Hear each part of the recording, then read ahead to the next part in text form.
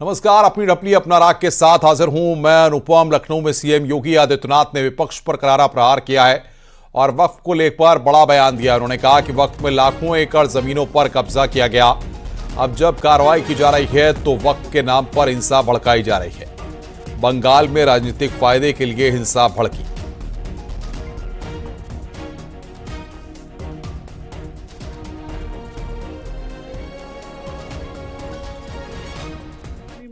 हमें आश्चर्य होता है, ये वही राज्य है और ये देश वही देश है जिस देश में वक्फ के नाम पर लाखों एकड़ लैंड कब्जे की गई है और उनके पास कोई कागज नहीं, कोई राजस्व रिकॉर्ड नहीं। और राजस्व रिकॉर्ड नहीं तो सभी को वापस लेने की कार्रवाई, जब इस संशोधन विधेयक संसद में पारित हुआ है और अब इस पर कार्रवाई हो रही है तो इसके लिए हिंसा बढ़। 3 हिंदुओं की निर्मम हत्या हुई, उनके घरों से खींच करके उनकी हत्या हुई। और ये सब कौन है? ये सभी वही दलित हैं, वही वंचित हैं, वही गरीब हिंदू हैं जिसको इस जमीन का सर्वाधिक लाभ मिलने वाला है। सर्वाधिक लाभ मिलने वाला है। ये लैंड राजस्व के रिकॉर्ड में फिर से आएगी तो एक गरीब भी हाई राइज बिल्डिंग का, मल्टी स्टोरी बिल्डिंग का लाभ उठा पाएगा। उसको भी वहां अच्छे फ्लैट सरकार बना करके उपलब्ध करवा देगी।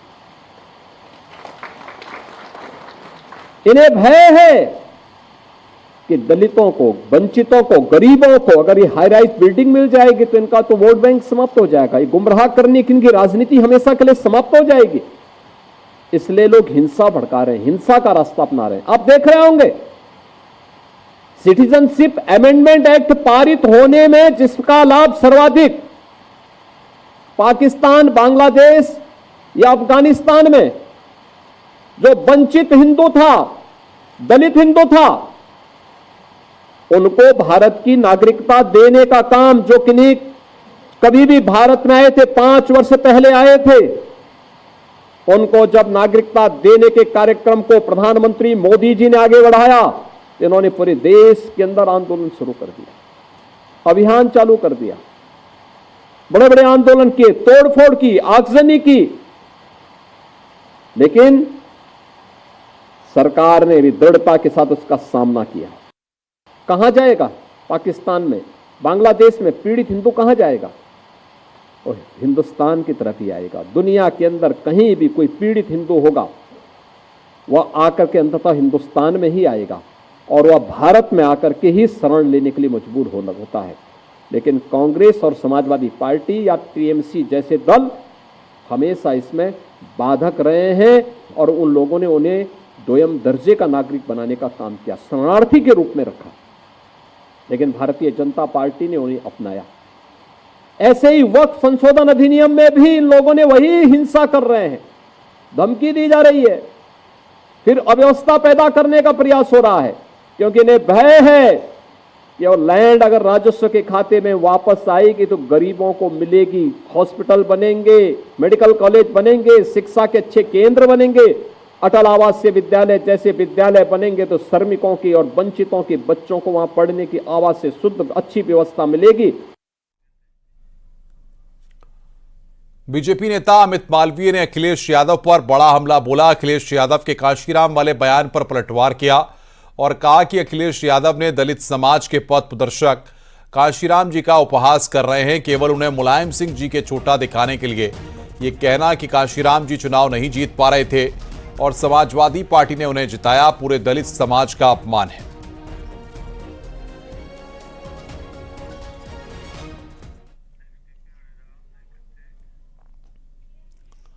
और अब आपको सुनाते हैं कि एसपी अध्यक्ष अखिलेश यादव ने इटावा में काशीराम को लेकर क्या कहा था।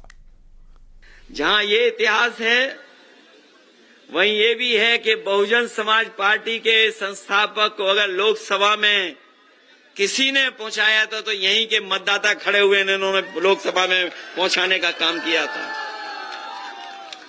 वो जीत नहीं पा रहे थे कहीं से, वो नहीं जीत पा रहे थे कहीं। वो राजनीतिक परिस्थितियां कैसी थी, हालांकि हमारे पूर्व सांसद आदरणीय राम सिंह साकी जी बैठे हैं, इनके सामने नहीं कहना चाहिए, लेकिन ये बात इतिहास में दर्ज है कि उस समय पर संस्थापक जी को, काशीराम जी को अगर जिताने का काम किसी ने किया था तो नेताजी और समाजवादी लोगों ने लोकसभा में पहुंचाया था। वहीं अब अखिलेश यादव के बयान पर सियासी घमासान मच गया है। अमित मालवीय के बयान को लेकर जहां बीजेपी नेता मनीष शुक्ला ने समर्थन किया, तो एसपी नेता उदयवीर सिंह ने कहा कि बीजेपी सिर्फ मुद्दों से भटकाने का काम करती है। बीजेपी की झूठ की पोल पहले ही खुल चुकी है।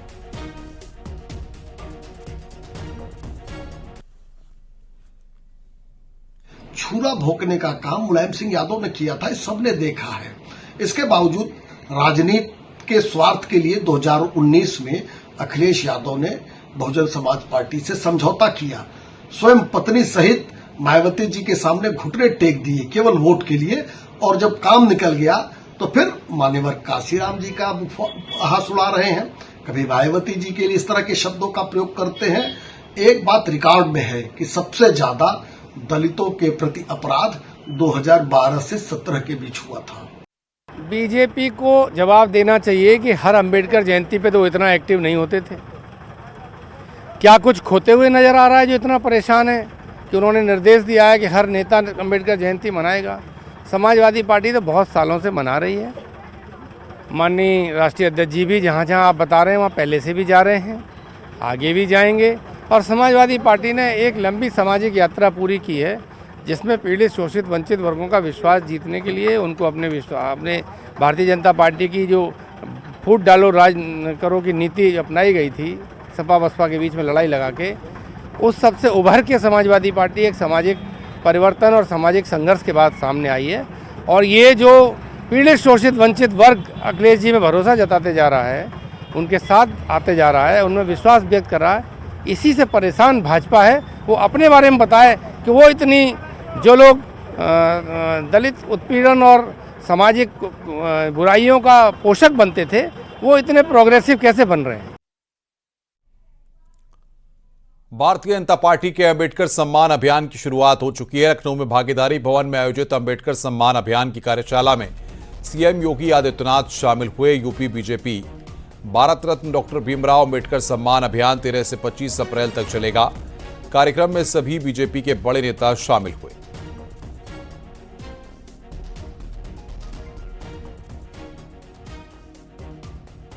भारतीय जनता पार्टी अंबेडकर जयंती को लेकर उत्तर प्रदेश में बृहद स्तर पर अभियान चला रही है और इस संबंध में कार्यशालाएं कर रही है, गोष्ठियां कर रही है, मैराथन दौड़ कर रही है।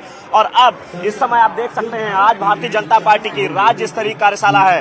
तस्वीरों में आप देख सकते हैं सभी बड़े नेता भारतीय जनता पार्टी की एक छत के नीचे एक जगह पे मौजूद हैं। सर, क्या कुछ लग रहा है जो ये कार्यक्रम है, इस अभियान के बारे में बताइए कि क्या कुछ ये अभियान है। संकेत भाई, आप तो सारी चीजों को जानते हैं। 14 तारीख भारतीय जनता पार्टी के जो 6 कार्यक्रम है बूथ पर मनाए जाने वाले, उसमें अंबेडकर जी की जन्म जयंती को हम सामाजिक समरसता दिवस के रूप में मनाते हैं। हम लोग भारतीय जनता पार्टी बाबा साहब भीमराव अंबेडकर को अपना आदर्श मानते हुए, और उन्होंने जो देश में रहने वाले नागरिकों के लिए किया वो बुलाया नहीं जाता। सोच से जबे पिछले कुछ लोगों के लिए जो किया तो वो बुलाया नहीं। भारतीय जनता पार्टी उनको आदर्श मान के दबे कुचले लोगों को करगा। वहीं लखनऊ में आयोजित बाबा साहेब के कार्यक्रम में मंत्री असीम अरुण भी शामिल हुए और अखिलेश यादव पर निशाना साधा।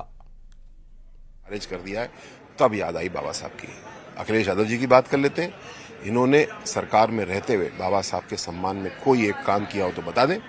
जहां जहां बाबा साहब का नाम लिखा था, वो चाहे भीमनगर हो, चाहे कन्नौज का मेडिकल कॉलेज हो, चाहे मान्यवर काशीराम जी के नाम पे सहारनपुर का मेडिकल कॉलेज हो, हर जगह से आपने मुख्यमंत्री की कलम जब इनके हाथ में थी तो उससे काटने का काम किया। एक जगह बाबा का नाम, साहब का नाम लिखाओ तो दिखा दीजिए। आज जब सिरे से जनता ने खारिज कर दिया तो बाबा साहब की याद आ रही है।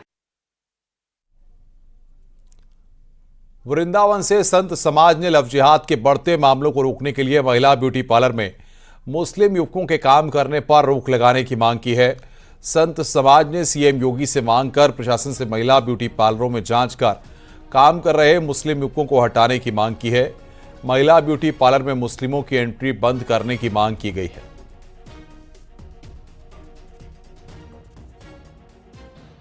हमारे देश में एक बहुत बड़ा षड्यंत्र चल रहा है। महिलाओं के ब्यूटी पार्लर में, महिलाओं के सैलून में मुस्लिम युवक नौकरी कर रहे हैं, मुस्लिम लड़के वहां पर हेयर कटिंग का काम कर रहे हैं। तो ये अंतर्राष्ट्रीय षड्यंत्र है। हमारी सरकार से मांग है कि महिलाओं के सैलून में, ब्यूटी पार्लर में मुस्लिम युवकों की नौकरी नहीं देनी चाहिए, उनकी आवाजाही बंद होनी चाहिए, क्योंकि ये लोग हाथ में कलावा बांधते हैं, माथे पर टीका लगाते हैं, हिंदू वेश धारण करते हैं और जो ब्यूटी पार्लर में हमारी जो बहन बेटियां जाती हैं उनको बेला फुसलाकर प्रेम जाल में फंसा लेते हैं। कि जितने भी भिन्न भिन्न प्रकार के सैलून और जो हमारे ब्यूटी पार्लर जो खुल रहे हैं उसमें विधर्मी मानसिकता के लोग नाना प्रकार से सनातन की हिंदू महिलाओं को जो है नाना प्रकार के लव जिहाद का कारण बन रहे हैं। मैं प्रशासन से मांग करता हूं कि इनके खिलाफ तत्काल जांच करते हुए हर शहर हर नगर में कि जहां जहां विधर्मी इस कार्य के क्षेत्र में जुड़े हुए हैं वो उन लोगों के पास जो सनातन की महिलाएं आ रही हैं और जो परिवारों की महिलाएं आ रही हैं उन सबकी देख करके और उन सैलूनों की तत्काल प्रभाव से ब्यूटी पार्लरों की जांच कराई जाए और उनके खिलाफ सख्त से सख्त कार्रवाई की जाए, जिससे जो नाना प्रकार से जो लव जिहाद के कांड देखने को मिल रहे हैं उन पर पूर्ण विराम लग सके।